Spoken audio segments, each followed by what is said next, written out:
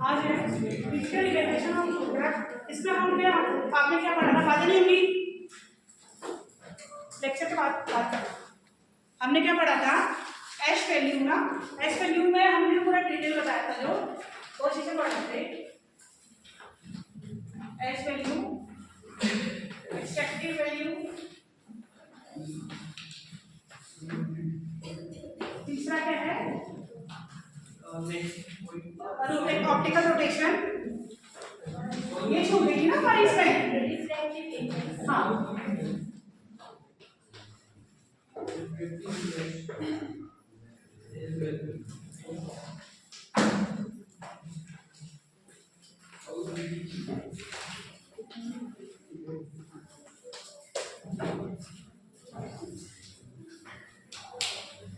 इसमें मैंने आपको एच वैल्यू बताया था क्या होता है करके, थोड़ा इसका डेफिनेशन नहीं बता पाओगे, थोड़ा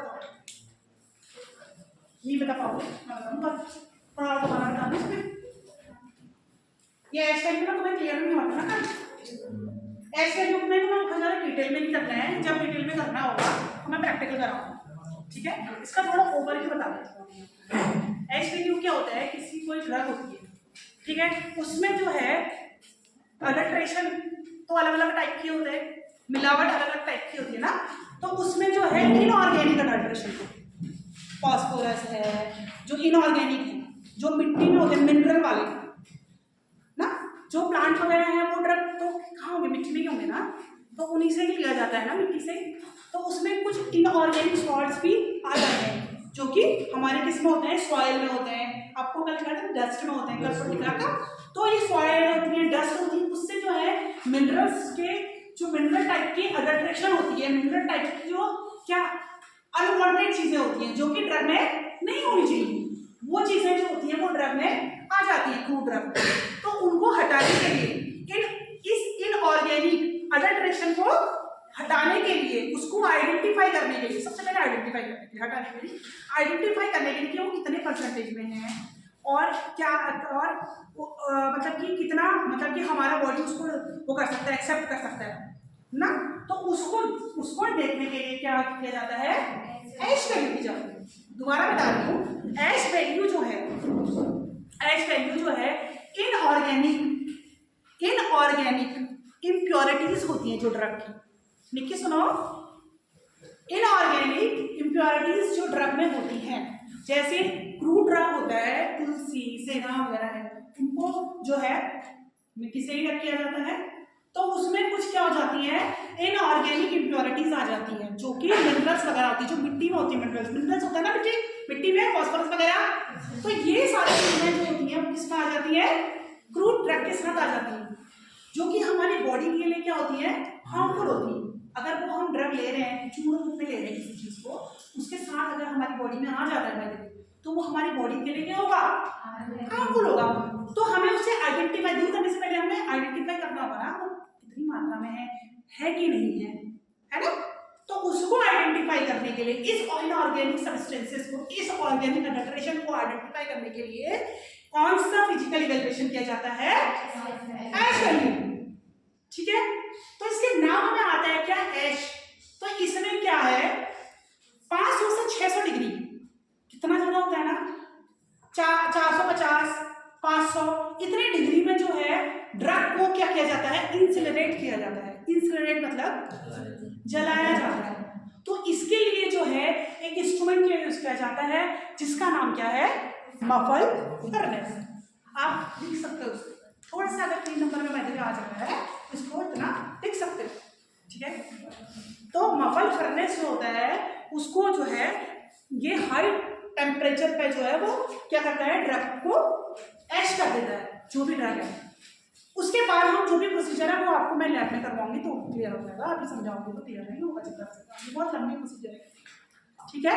तो इतना आपको इसका सार पता चल गया थोड़ा सा कि क्यों कर रहे हैं, क्या कर रहे हैं करके, क्लियर हुआ सब बच्चों को? आज हुआ क्लियर, परसों से ज्यादा क्लियर हुआ, परसों बहुत लेंथी। अच्छा, दूसरी चीज क्या है, क्या हो गया तुम्हारा, है, इसमें एक चीज याद करना, थोड़ा सा जो कीवर्ड है मैं आपको बता देती हूँ, इनऑर्गेनिक सॉल्ट्स, कीवर्ड बताना, इसको याद करना है कि इनऑर्गेनिक सॉल्ट्स, उसको आइडेंटिफाई करने के लिए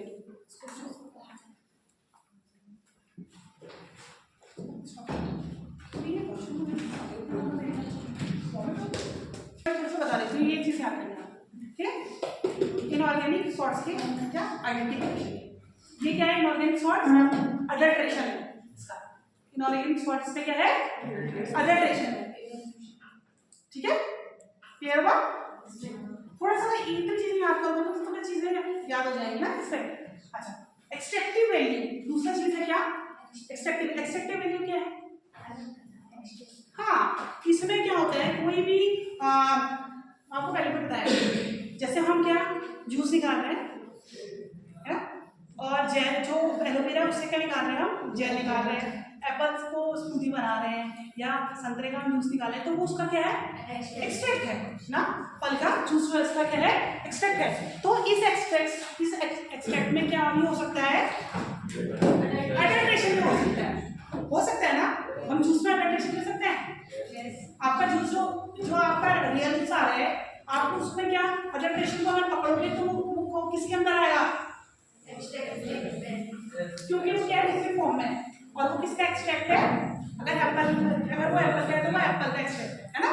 तो यही है कि एक्सट्रैक्टिव वैल्यू में क्या होता है, कोई भी लिक्विड फॉर्म में कोई ड्रग होती है, ठीक है, तो उसमें कोई अडल्ट्रेशन अगर होता है, ठीक है, तो उसको पकड़ने के लिए, उसमें अडल्ट्रेशन को पकड़ने के लिए, या ऐसा होता है कि कोई फ्रूट ड्रग को लिक्विड फॉर्म में कन्वर्ट किया जाता है, उसका एक्सट्रैक्ट निकाला जाता है ना, उसका एक्सट्रैक्ट निकालेंगे, फिर उसमें देखेंगे क्या अडल्ट्रेशन है कि नहीं है, उसका हम क्या निकालेंगे एक्सट्रैक्ट निकालेंगे, और फिर उस एक्सट्रैक्ट में देखेंगे कि अडल्ट्रेशन है कि नहीं है, तो उस विधि को क्या बोलेंगे एक्सट्रैक्टिव वैल्यू। तो ये एक्सट्रैक्टिव वैल्यू जो होती है वो अलग अलग प्रकार से होती है, उसके अलग अलग टाइप होते हैं, ठीक है। एक क्या होती है वाटर सॉल्युबल एक्सट्रैक्टिव,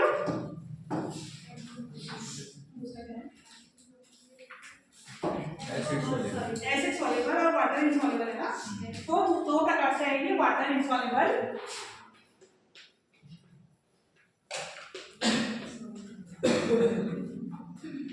और दूसरा क्या है एसिड सॉल्युबल। अच्छा, इसमें क्या होता है थोड़ा थोड़ा बता देती हूँ।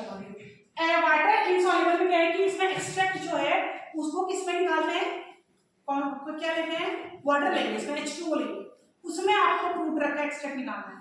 तो इसमें ये सवाल समझ रहे हो, अल्कोहल सॉल्युबल से ठीक है, हां तो इसमें पढ़ो कितने है ना, दो है वाटर एल्कोहल होगा ये एश में या एसिड,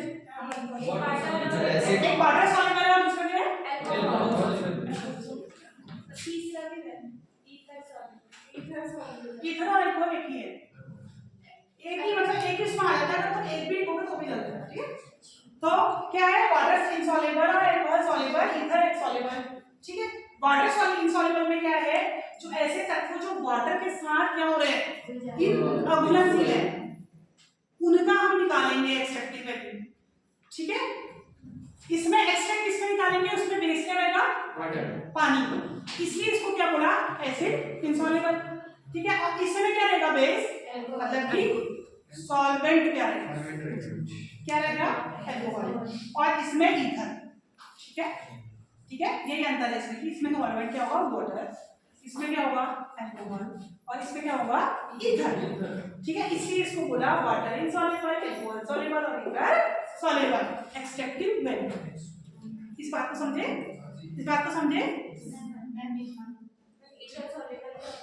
ईथर मतलब क्या होता है कि ये सॉल्वेंट है, जैसे वाटर है ना, जैसे आप जूस निकाल रहे हो एप्पल का, तो वो उसमें थोड़ा सा आप वाटर ऐड करोगे ना, अगर मिक्स में निकाल रहे हो तो वो क्या होगा वाटर सॉल्युबल, क्योंकि वो वाटर के साथ है, सॉल्वेंट इसमें वाटर है।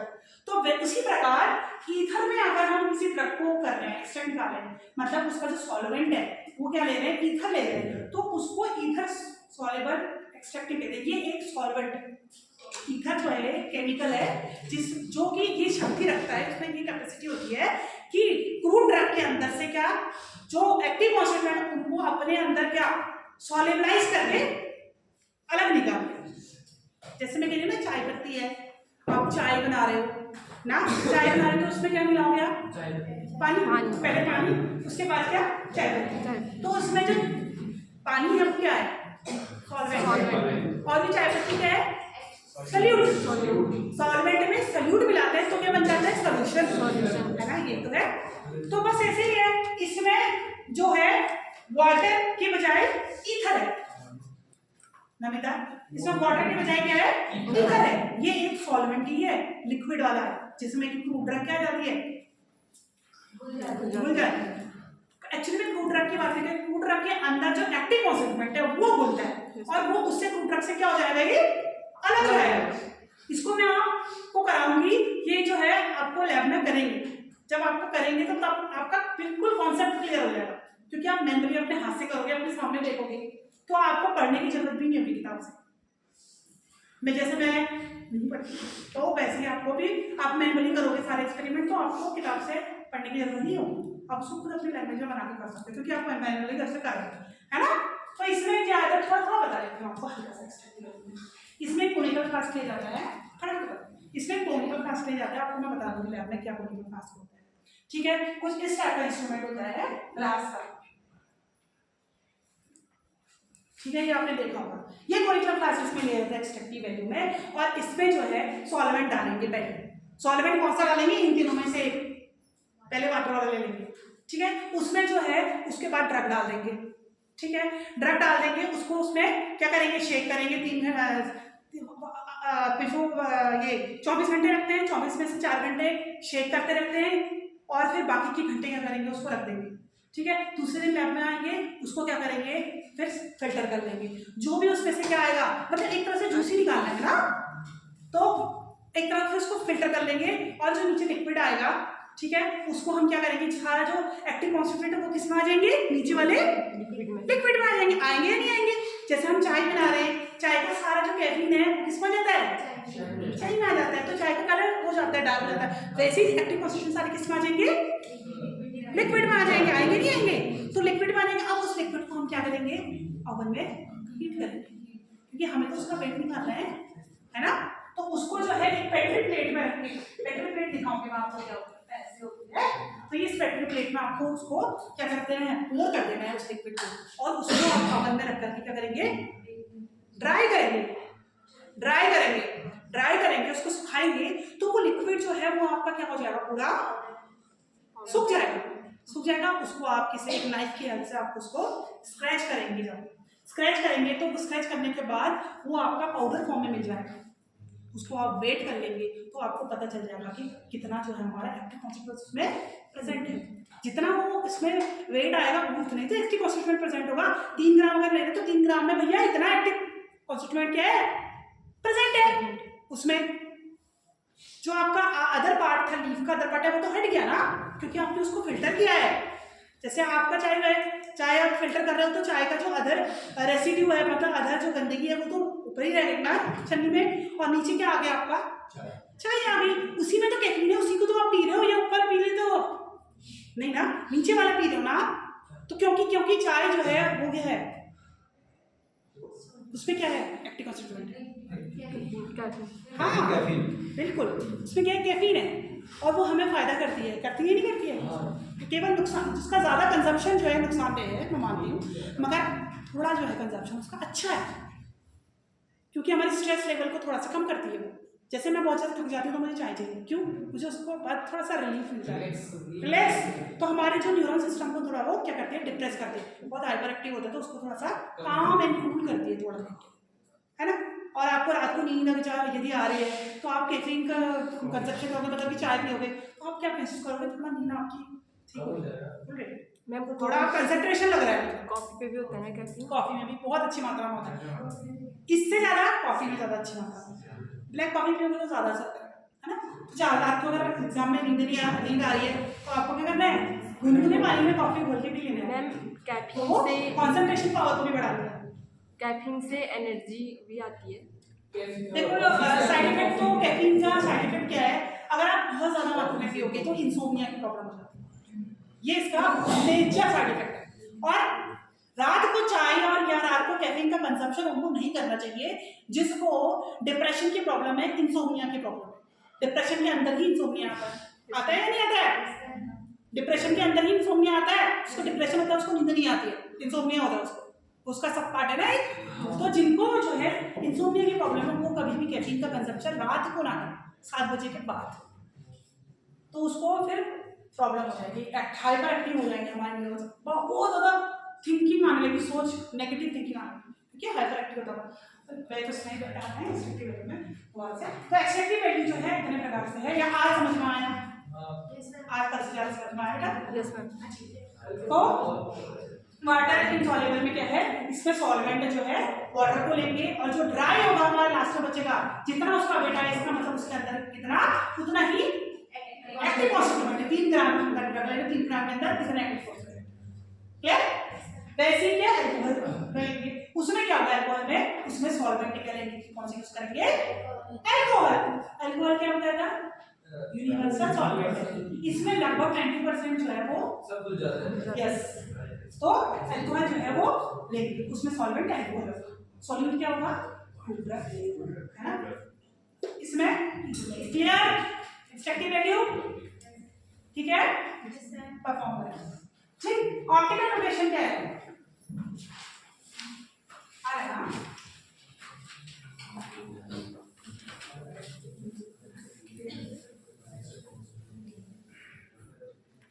अच्छा, ऑप्टिकल रोटेशन क्या है?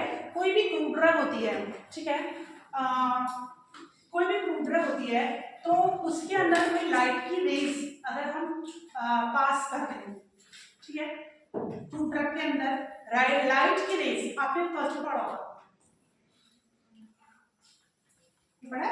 एक मीडियम से प्रकाश से, एक मीडियम से लाइट जो है वो दूसरे मीडियम, एक लाइट से, एक मीडियम से जो लाइट है वो गुजरती है और दूसरे मीडियम में जाती है तो वो थोड़ा क्या हो जाती है, अपने पार्ट से डेविएट हो जाती है, परावर्तन जी बीच में आती है, ठीक है,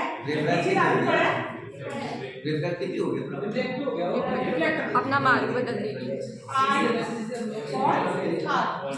स्नेल लॉ, स्नेल लॉ का क्या है?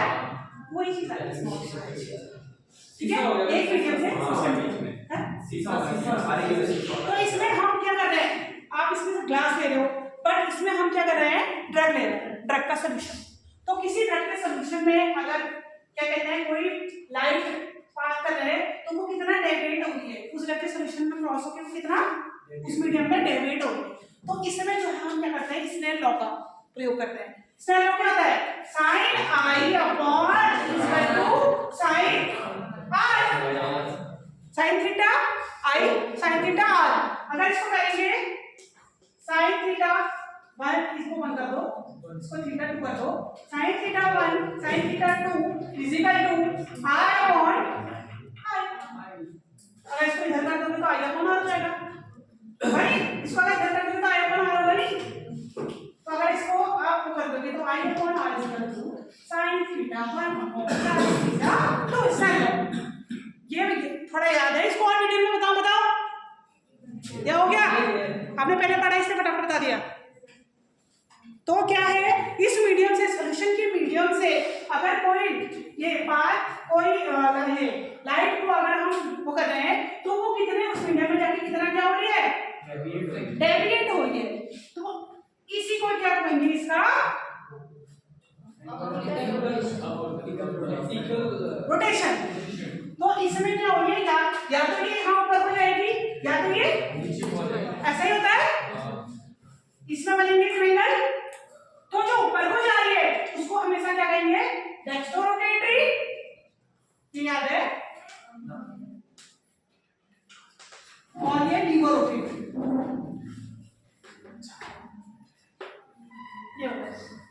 ये माइनस में आएगा और ये प्लस में होता है, ठीक है। रोटेशन मतलब कि रोटेशन होता है, इसका रोटेशन हो रहा है ना, या तो ये ऊपर की ओर ऐसा होता है ना रोटेशन किसी चीज का, गोल गोल रोटेशन, एंगुलर रोटेट करती है ना, क्या बन रहा है इसके ऊपर, गोल बन रहा है, तो ये क्या रोटेट कर रहा है, तो या तो वो इस साइड जाएगी राइट, या तो ये साइड जाएगी।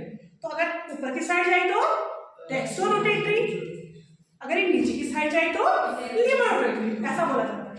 ठीक है, तो यही है कि ऑप्टिकल रोटेशन, रोटेशन का भी नाम आया है क्या, रोटेशन का, ऊपर आएगा या नीचे जाएगा। तो कोई भी प्रोडक्ट का जैसे हम सॉल्यूशन लेते हैं तो या तो वो डेक्स्ट्रो रोटेटरी जाता है या वो लीवर रोटेटरी हो जाता है उसके पार जाकर। ये आया सभी बच्चों को क्लियर, आगे बढ़े, किसी को प्रॉब्लम है हाथ खड़ा करो, दोबारा बता देंगे। ये ड्रग्स को किसमें डालते हैं? सॉल्यूशन अल्कोहल सॉल्व होता है ना, तो जो भी इसका जो मतलब कि ठीक है, इसका सॉल्यूशन बना के, ठीक है, क्या ऐड क्या नहीं आएगा, कौन सा वाला ऑप्टिकल रोटेशन। देखो ऑप्टिकल मतलब क्या होता है, शीशा होता है ना, ऑप्टिकल कहते हैं ना, ऑप्टिकल लेंस होता है ना, तो क्या होता है इसमें ये और रोटेशन मतलब क्या होता है, कुछ चीज को रोटेट करना। तो क्या होता है, हमने फर्क पढ़ा थी प्रकाश चक्र में कि एक मीडियम से यदि दूसरे मीडियम में प्रकाश का ट्रैवलिंग होता है, प्रकाश जाता है, एक मीडियम से दूसरे मीडियम में अगर प्रकाश की रेज जाती है तो वो अपने पाथ से थोड़ा हट जाती है और मुड़ जाती है। क्लियर, जैसे कि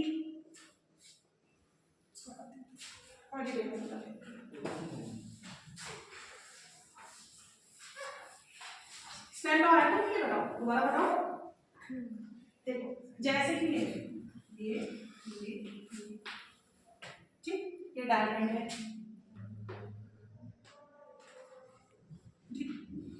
ये तुम्हारा एयर हो गई, ये वाटर हो गया, ये ग्लास है नॉर्मल, और ये क्या है डायमंड। इसकी बात करते हैं, ये मीडियम, ये जैसे क्या है किस तक का बनाएंगे, वुड है ना, वैसे इसकी बात करते हैं। ये क्या है, वाटर है, ये क्या है, ग्लास का है, ये क्या है, डायमंड। ठीक, अब इन तीनों में क्या होता है, ये आप इसको थोड़ा ऐसा कर लेंगे। अब जो है ये प्रकाश इसमें से वो कर रहे हैं, रिफ्लेक्ट कर रहे हैं, ठीक है, इसमें, तो ये कैसे प्रकाश ऐसे जाएगी, हमेशा रेस के जाती है, ऐसे जा रही, ऊपर से लैंप है, ये लैंप है, लैंप से क्या हुआ, प्रकाश का जाएगी, इधर जाएगी, यहाँ से टकराएगी, इसमें यहाँ से टकराएगी, या तो वो ऊपर की तरफ डेविएट करेगी या तो वो नीचे की तरफ जाएगी। पानी में हमेशा नीचे की तरफ भी प्रकाश दिखता है ना, तो प्रकाश को कैसे जाना चाहिए था, सीधे यहाँ से आगे तो ऐसे ही तो जाना चाहिए ना बेटा, मगर ये इससे टकरा के थोड़ा सा अपने पाथ से टर्न हो जाता है, मुड़ जाता है। क्लियर, अपने पाथ से यहाँ न जाकर के कहा, यहाँ से अपने पाथ से क्या हो जा रही है, मुड़ जा रही है। क्लियर, जब वो अपने पाथ से मुड़ जाती है, इसी को ही क्या कहते हैं, रोटेशन। ऑप्टिकल इक्विवेलेंट होती है प्रकाश, ठीक, जो प्रकाश अपने पाथ से ना जाकर के क्या हो जाए, रोटेट हो जाए। तो ये रोटेशन जो है वो ऐसा इस हो सकता है और थोड़ा सा ऐसा भी तो हो सकता है ना, ऐसा भी हो सकता है और थोड़ा ऐसा भी तो हो सकता है ना, मतलब ये तो सीधा है, ऐसे थोड़ा सा ऐसा भी तो हो सकता है। और वैसे यहाँ पर क्या है, ग्लास में जो भी डेविएशन है तो ये ऐसे है, ये डेविएशन थोड़ा हल्का सा ऐसा होता है, ठीक है, इसमें हल्का सा ये मोड़ देंगे, ठीक। अब ग्लास में जो है ये डेविएशन क्या है, यहाँ से आ रहा है बहुत ज्यादा, इसमें कम था, इसमें कम था, इसमें क्या हो रहा है, थोड़ा ज्यादा। डायमंड में क्या हो रहा है, यहाँ से प्रकाश आ रहा है, ये ज्यादा हो रहा है डेविएशन मतलब कि मुड़ जाना, अपने पाथ से हट जाना, ऐसा होना चाहिए था और अपने पाथ से हट जाना, है ना। तो इसमें क्या है, वाटर जो है वो तो ट्रांसपेरेंट होता है, वो लाइट को तो जाने देता है ना इससे, तो इसमें डेविएशन जो है वो कम है ना। और ग्लास है वो भी जाने देता है, ग्लास अगर बीच में होगी तो रोशनी आर पार जाएगी, देख सकोगे। अभी तो वो बनाते हैं ना, वो तो ग्लास ही तो होता है चश्मा, तो ये इसमें डेविएशन क्या हुआ उतना ज़्यादा नहीं हुआ, थोड़ा कम, इससे क्या है ज़्यादा है। और डायमंड में डेविएशन बहुत ज़्यादा है। डायमंड को अगर आप आगे रखोगे तो उतने बढ़िया से रोशनी उतने ज़्यादा आप आर पार नहीं देख सकते, देख पाओगे डायमंड से आर पार बिल्कुल। तो क्योंकि डेविएशन क्या है ज़्यादा है, आपका इमेज जो है आपकी आँख के पीछे उतना क्लियर नहीं बनेगा, क्योंकि प्रकाश के अपने पाथ से क्या हो जा रही है, हट जा रही है। क्लियर क्लियर इस बात को आपको दोनों को समझ में आया। तो इसीलिए उसे क्या कहते हैं ऑप्टिकल रोटेशन। अब ये जो रोटेशन है ऑप्टिकल रोटेशन, ये जो रोटेशन है वो अब इसमें क्या करते हैं हम इसका निकाल रहे हैं क्रूटर का निकाल रहे हैं, क्रूटर का करें तो इसका हम क्या करेंगे सॉल्यूशन प्रिपेयर करेंगे और उसमें लैब में लेंगे यहाँ से, तो उससे प्रकाश गुजरेगी तो ये अपने पास से क्या हो जाएगी हाँ अपने पास से डेविएट हो जाएगी, अपने पास से क्या हो जाएगी है हट जाएगी, क्योंकि वो क्या है इस सॉल्यूशन से पास हो रही है, तो यहाँ से पास होने में क्या हो जाएगी डेविएट हो जाएगी, है ना। तो डेविएट हो जाएगी तो ये डेविएशन कैसा हो सकता है नीचे भी और ऊपर भी तो हो सकता है, एग्जैक्टली नीचे ही होगा। तो ऊपर वाले को क्या बोलेंगे डेक्स्ट्रो रोटेटरी और नीचे वाले को लीवो रोटेटरी। क्लियर, इसी को क्या कहते हैं ऑप्टिकल रोटेशन। तो इससे हम क्या निकाल सकते हैं, इस ऑप्टिकल रोटेशन से क्या निकाल सकते हैं अडल्ट्रेशन भी निकाल सकते हैं, क्योंकि वो बहुत सारी तरह से उनका एक एग्जैक्ट ऑप्टिकल रोटेशन होता है, अपने एक फिक्स ऑप्टिकल रोटेशन। जैसे हम कह रहे हैं कि सेना का 4 है ऑप्टिकल रोटेशन माना, तो उसका 4 ही होना चाहिए, ठीक है समझ रहे आप। तो आपकी बुक में जो है आईपी में है और इंडियन फार्माकोपिया ब्रिटिश फार्माकोपिया उसमें दिया होता है कि हाँ इतना ही होना चाहिए। तो आप अगर आपका ऑप्टिकल रोटेशन इतना है तो इसका मतलब वो क्या है क्योंकि हर चीज क्या होता है एग्जैक्ट होता है इवैल्यूएशन मतलब होता है खोजना, इसको खोजना अडल्ट्रेशन, तो उसमें क्या है अडल्ट्रेशन। ये क्लियर होना चाहिए तो हम बोलते हैं बेटा। और रिफ्रैक्टिव इंडेक्स का आपको पता है, ठीक है, ये अभी पढ़ा कैमरा